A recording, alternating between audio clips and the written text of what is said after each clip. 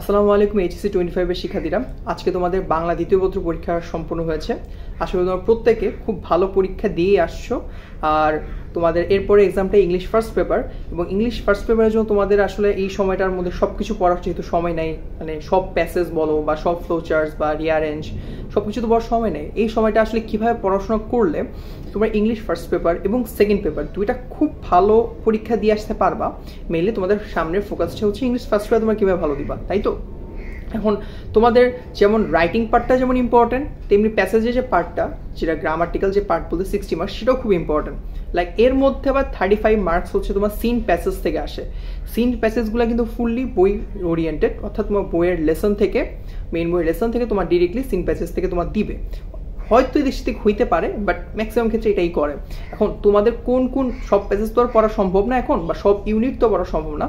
So আমরা তোমাদের জন্য আমাদের টিমের পক্ষ থেকে তোমাদের কিছু সাজেশনস, লাইক সিন প্যাসেজ বলো, রিয়ারেঞ্জ বলো, উইথ ক্লজ, উইদাউট ক্লজ, বা তোমার ধরো যে আরেকটা জিনিস হচ্ছে ফ্লো চার্টস, কোন ফ্লো চার্টসগুলো পড়লে তোমাদের সুবিধা হবে এই শেষ সময় এসে, লাইক একদিন দেড় দিন দুদিনের মধ্যে প্রিপারেশন নেওয়ার জন্য সেগুলো আমরা সুন্দর করে গুছাই দিছি।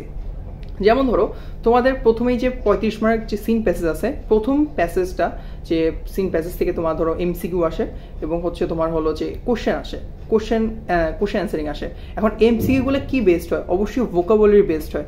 তুমি শুধু ইউনিটসের প্যাসেজগুলো দেওয়া হয়েছে সেগুলো শুধু পড়বা না, তোমাকে অবশ্যই সেই প্যাসেজটা ভালো করে পড়বা। সে যে ভোক্যাব বা তোমার ধরো যে কি বলে এটাকে ওয়ার্ডসগুলো আছে সেগুলার সিনোনিম অ্যান্টোনিম একটু কষ্ট করে হলেও জেনে নিবা, মানে যেগুলো তুমি জানো না, বা অ্যাটলিস্ট চেষ্টা করবা শেখার খুব। কারণ হচ্ছে এইগুলোই তোমার এমসিকিউতে ম্যাক্সিমাম টাইমে কোশ্চেনে আসে।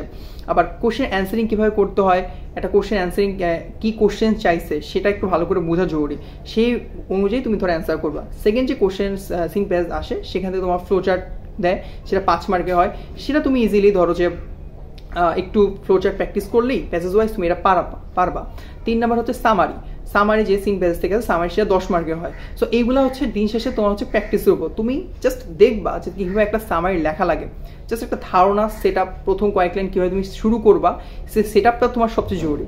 তুমি আন্দাজে একটা লাইন দিয়ে শুরু করলা তোমার ফ্লোচার্ট অথবা তোমার ধরো যে সামারিটা, তাহলে জিনিসটা কী হলো, তোমার টিচার যখন ফার্স্ট 2 লাইন 3 লাইন পড়বে, সে একটা তার কাছে একটা নেগেটিভ ইম্প্যাক্ট পড়বে। সো তোমার এটা হওয়া যাবে না। তোমাকে অবশ্যই প্রথম 2 লাইন বা 3 লাইন তুমি কি লিখবা সেটা একটা ফিক্সড ভ্যালু হওয়া লাগবে, ঠিক আছে?